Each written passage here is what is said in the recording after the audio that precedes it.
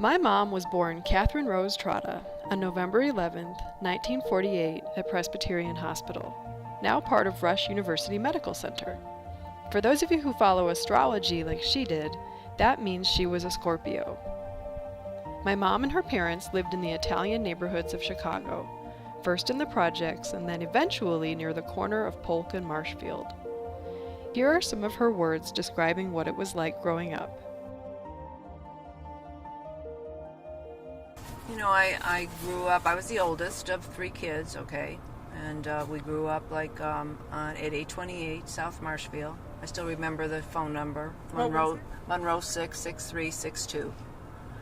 And it was like a two-flat, and with this like very, very narrow gangway, okay? We had a dog named Queenie. But before that, okay, like, you know, we lived in the projects, okay?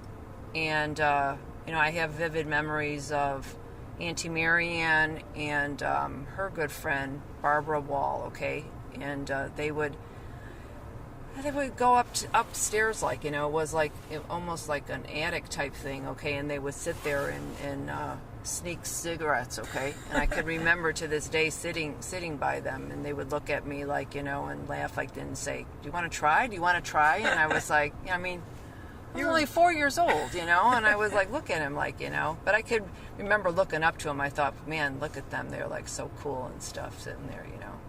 And I remember like across from the project, there was this park, all right, and we would run. I remember like running around and stuff, you know, and then Auntie Carol was born, you know, she's like 3.5 years younger than me and stuff. And shortly after that, then we moved on this 828 South Marshfield, and that was really what I remember the most about, you know, my childhood. Let's talk about this house, okay? Yeah, tell us about the house. This house, I mean, like, you know, you can't believe this house, all right? You know, it had, like, you know, a huge dining room and stuff, you know, the kitchen and, like, you know, this fake fireplace that didn't work, okay, in the living room. But the best was the bedroom, okay?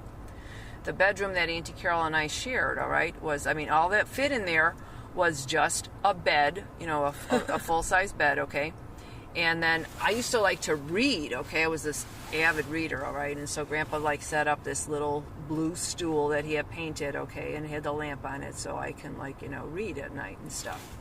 But it had no window. I mean, it had a window, but the window opened to the hallway.